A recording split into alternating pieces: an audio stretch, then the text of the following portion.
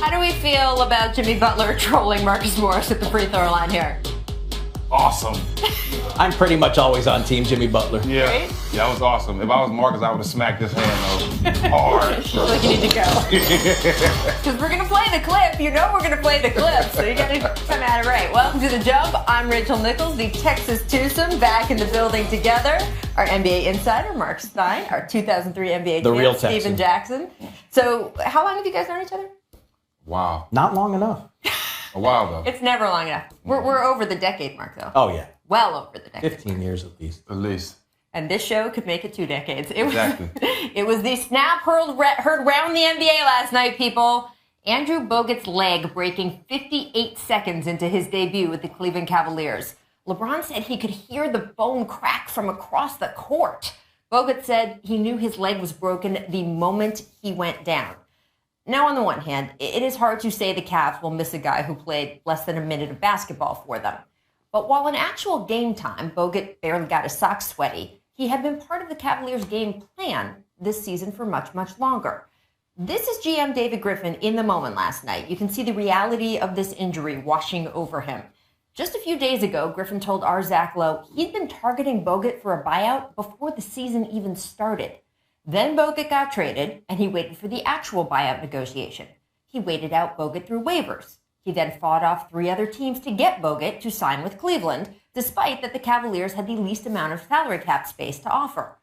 This was months and months in the making, and the fact that it all ended in less than a minute means the Cavs won't get the rim protection, defensive presence, and depth they felt they needed, especially during the regular season as they tried to keep their core players fresh. Certainly with Kevin Love already out, this is going to put more wear and tear on Tristan Thompson, who Coach Ty Lue recently said has already been playing hurt. Overall, it's been a rough month or so for injuries really all around the NBA. Kevin Durant, Kyle Lowry, Joel Embiid, Zach LaVine.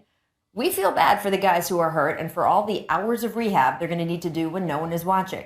But it also feels just like such a cheat for us fans, especially with Golden State and Cleveland both assembling these fantasy basketball-style rosters. Full strength versus full strength, always the most interesting matchup. Now, the Cavaliers are something less than that. How much less remains to be seen.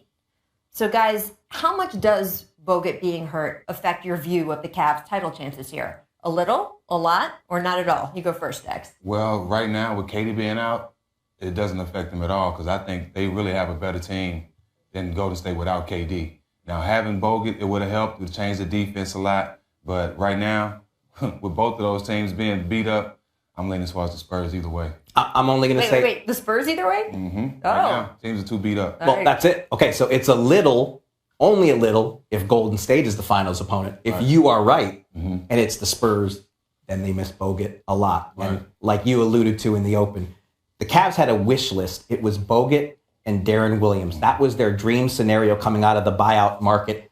They can't believe they got both of them. Right. They didn't think, they thought they'd be lucky to get one.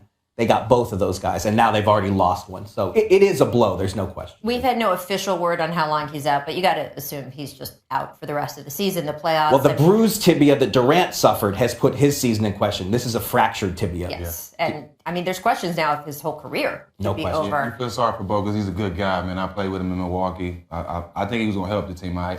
He's had these horrific kind of injuries that, you know, that's bad luck. A guy runs into your knee. The time when he got knocked off the rim and landed on his elbow that affected him as an offensive player the rest of his career is just terrible. Now, what do the Cavs do with this spot? That's the other thing. The cold reality is they're going to have to waive him and try to find another big man. Is that Larry Sanders? Do they give Varejao a call again and say, come back? I mean, they couldn't play Varejao against the Warriors. But 2 whoever years it ago. is, they feel they need another big. So the likely scenario is they're going to make another move. So on top of everything, they're going to probably have to let Andrew Bogut And they've go. had Sanders in to take a look at him already, so keep your eye on that. Now, the Cavaliers, of course, not in trouble by any means when you still have LeBron James and Kyrie Irving. And our colleague Mark Spears at The Undefeated wrote a great piece. You should look at it online. It's about how Kyrie Irving turned into the NBA's king of the handle. Paul Millsap told Spears, quote, hands down, Kyrie has the best ball handling skills that we have in our league, which is high praise in a league with the likes of Jamal Crawford, Steph Curry, and John Wall. But Eric Gordon took it a step further. He told Mark, quote, Kyrie has the best handles of all time. Steven, how do you feel about this? I played against a lot of guys that can handle the ball, and a lot of guys got their own special moves. Tim Hardaway, the Texas two-step. A lot of guys had their own moves, but as far as ball control, having the skills to do the tricks and everything, I got to give it to Kyrie, and I say all the time too. Wow. I play with a lot of guys. Wow. Seen a lot of guys. Hands down, best ball handler I've ever seen. I'm officially upset at you in the show. This should be a whole show. We can't do this in It's funny one. you should mention this it. should be. We are talking about next week maybe making this a This whole should be show. a whole show. Write to us on And he can do Twitter. that, Tell too. us He if can you're do that, too. interested, because I think this should be a whole show next week. Go ahead. With apologies to Steve Nash, Chris Paul, Isaiah Thomas, John Stockton, Allen Iverson, White Chocolate, Jason Williams. Tim, I got Skills Hardaway, as you mentioned. Curly Neal, Yeah. can we throw him in the conversation? We don't have time to talk about any of those guys. Pistol Pete Maravich. We I am a broke child that the of other night. I am a child of the 70s. He is the GOAT. And if you really want to get me mad, it's how little footage we have of him. Kids, go on YouTube tonight and dig out some more footage and watch what a maestro this guy was. And what he would be in today's game, as lenient as they are on carrying, Traveling. I mean, he would be even better. No, I agree. I think Pistol was great, but, Kyrie, the way he's able to handle the ball, and you might see a little best ball handler / George Gervin in his game. Name a point guard that can finish how he's been finishing. I like this back-to-back footage. This is good. With the touch of his shots and the way he can finish up the big guys. That finisher, I mean, his finishing is better than his ball handling, right? Isn't it? Well, I mean, You have to say that. that's what Kyrie said in Mark's article. He said that it's not only the handles and what he can specifically do, but it's what it opens up in the rest of his game. It's where those handles get him. And I thought that. And that video that was just cut was terrific because I was showing. At the rim for a little guy. Yeah, unbelievable. He's just so creative, man. I mean, Iverson maybe, but yeah, Kyrie, the whole package. The whole right. touch, the spin. Stay tuned. Producer Danny's in my ear. He says, watch for that show next week. We'll see if we can get it for you. All right, let's talk about the game across the street last night. The Celtics were up 13 before LA wanted a 41-14 run over an 11-minute stretch. Now, part of that due to some electric play by Jamal Crawford, but there was also the fact that Celtics coach Brad Stevens elected to play small due to injuries to Al Horford and Jonas Jerebko. Now, after the game, Isaiah Thomas criticized that decision. It looked like you were really frustrated. Was that just because of the way things spiraled so quickly? Everything. So we should have won this game. Should have won last night. And Tampa experiment in game 63. Mark, how do we feel about IT taking a direct public shot I at do his not like coach's it. decision-making? I do not like it. Now, I guess Isaiah Thomas can make the argument, I'm the star here now. I can speak my mind like LeBron James does in Cleveland, but why?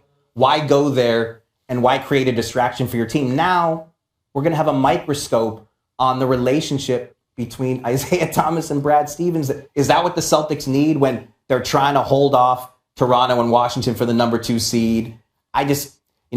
That is part of being a leader and part of being a star of your team. You don't creating distractions is not a good thing. It's not. I look at it a little different. I really feel like we know Isaiah.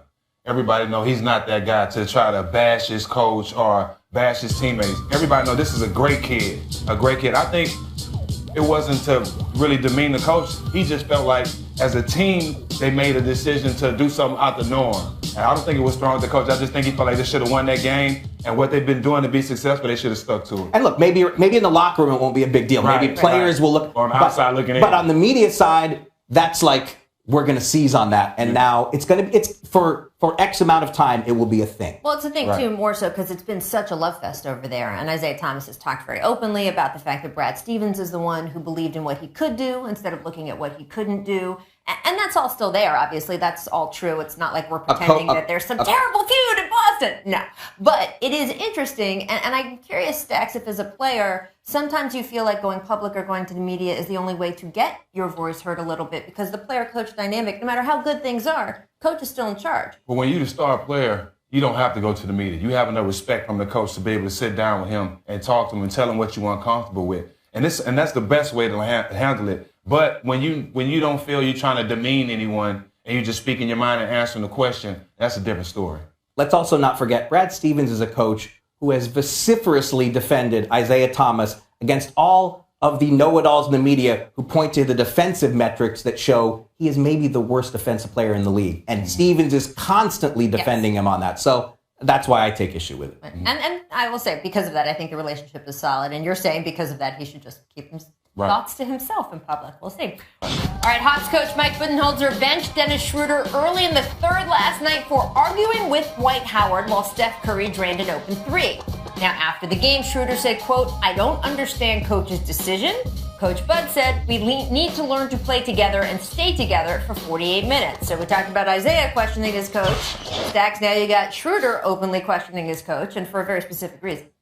Well, Bud is way more proven than the coach we was talking about in Boston. And Schroeder, Bud has been around a long time. He's his pop's understudies. He's a great coach. He knows the game. You can't question what he do. And me personally, I don't think Schroeder's a starting point guard in the NBA. So therefore, you can't question a coach with the experience that Bud has. You are merciless. I am. I'm not ready to give up on Schroeder. He is a handful. Teammates have been known to have issues with him, but he's on a reasonable contract. When he came to this league, they used to say Rondo body, Tony Parker speed, and I admit I'm still tantalized. You can't play haircut.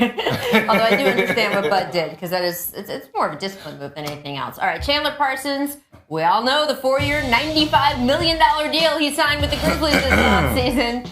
But his numbers not reflecting his paychecks. He's had the knee injuries, and he told our Tim McMahon, quote, "I suck right now. There is no sugarcoating it. It is what it is. I'm going to continue to work, continue to grind." I believe he cut off his social media. Mark Stein, do you feel bad for Chandler Parsons?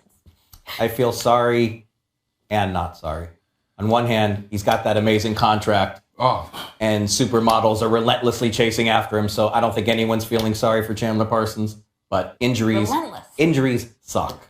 And I think you made that clear at the start of this show. I don't feel sorry for him. Hey, get it done. If he was getting paid the way he was playing, he'll get the league minimum 20 years ago. Yeah, he's and not relentless supermodels, apparently. I can't wait to be a GM. Terrible.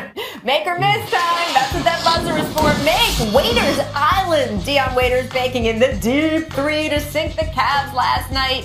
Steven, is he celebrating enough?